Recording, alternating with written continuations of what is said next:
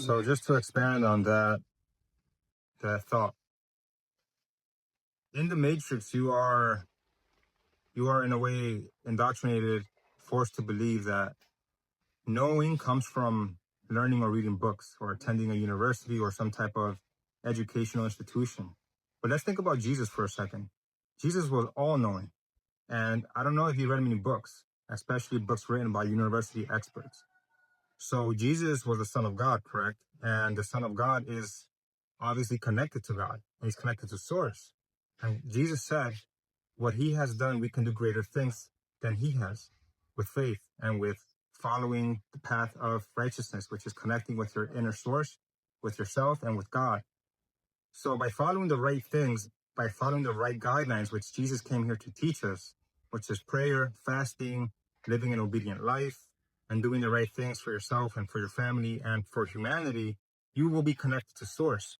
This is why a lot of you guys out there feel an intuition where you hear about something, and although they're telling you that narrative, your soul, it tells you otherwise. Your soul is saying to you, hey, that's not true.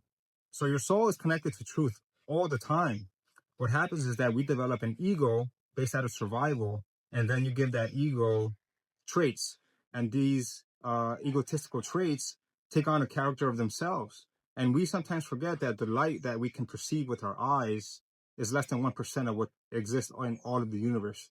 So we are basing our understanding and knowing in the smallest fraction of what is actually out there in the universe.